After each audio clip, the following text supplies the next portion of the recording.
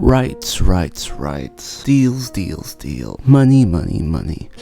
Listen here, you little...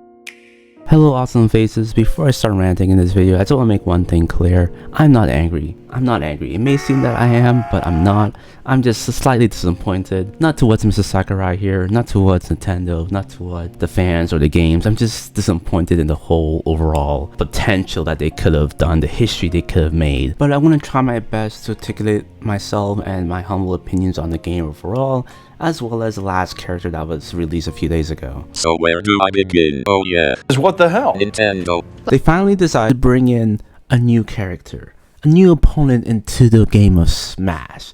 I honestly don't have the words. This was absolutely incredible. When I first saw the trailer, I was honestly down on my knees, crying my balls out, and I was just in tears of joy, really happy about what just happened. I cannot believe you guys pulled the strings to get Sora into the game after all these years. It's quite funny too, because I swear my man Sora just keeps sleeping. I don't understand why, but every single game that he's in the previous games of Kingdom Hearts, the man just keeps sleeping.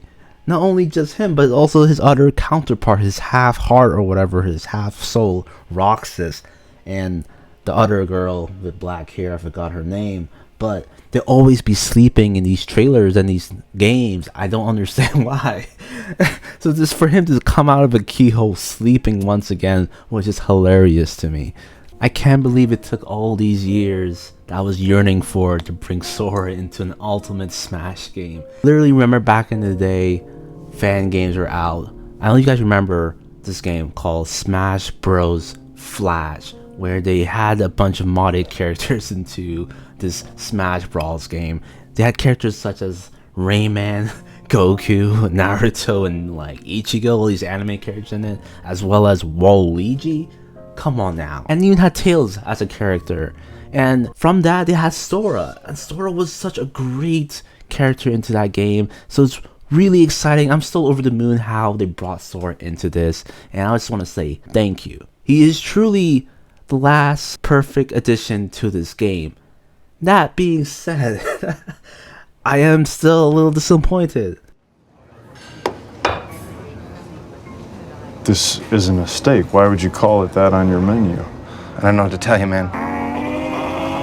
I don't know. I'm a bit conflicted right now. I know I'm repeating myself, but they only introduced Sora, and I know Sakurai took his time to introduce all the different forms and outfits that Sora wore from Kingdom Hearts 1 to 3, which is amazing of itself. And he also took the time to include the different forms, but they're just suits, right? When he's in these different forms, his fighting styles kind of change completely. And even though he didn't do that, he just introduced the look of it, which is pretty cool, and I really appreciate that. However, given the forms that he had, I can't believe they introduced a timeless one. And they forgot to even introduce the most essential one, which is basically his anti-heartless form. And I felt disappointed in that too. I'm like, wait, you forgot his anti-form, which is the coolest looking thing in the world? Like, you give it to Kirby, you give it to Link, like, you give those characters the dark skin, but you couldn't give Sora the dark skin, which looks so sick. And even with that form, he changes completely his fighting style, and you can see here in some footage in Kingdom Hearts 3 and 2, when he's in that mode, he just goes berserk, and it looks so cool. You can't even follow his sword movements. But yeah, I just felt that it was a missed opportunity to do so, because... What were you thinking? I would prefer that Nintendo ask me for my permission so I can say no. If you look at the spectrum of DLC characters, honestly, it's just like, wow. It's obvious that there's more male characters than female characters. And I feel like, given the patterns that we saw in this past, when Min was introduced, as well as Steve and Alex, and Sephiroth, and Pyra, and Mithra, and Kazuya, I felt like maybe he's going to let it all out in the last one. Not just Sora, but also having a female counterpart to Sora. And given the franchise of Kingdom Hearts, it could be easily been done, I feel like. How many diapers could he possibly use? Oh, that's not so much.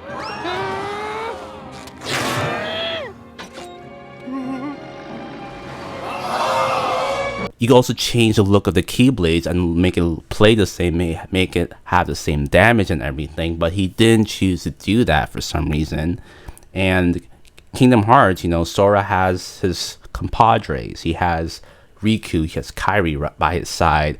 And if you can't introduce those two into the franchise, then damn, that kind of sucks for a missed opportunity, as well as his Soul's counterparts, just like Roxas and the girl with the black hair. I forgot her name again. But even though you could see them in the maps behind the scenes, as we see here, which is amazing of itself, it looks fantastic, I just felt that you could have at least introduced a female counterpart to Sora, if that makes any sense, or at least a group of them, because they all have Keyblades at this point. I didn't think it would be difficult for them to just switch them out, maybe. I don't know, but I think that was a missed opportunity there. I don't know. I just felt like they could have done more. They could have done more. But again, it's what I expect from Nintendo. They always do something amazing, but fall back for some reason.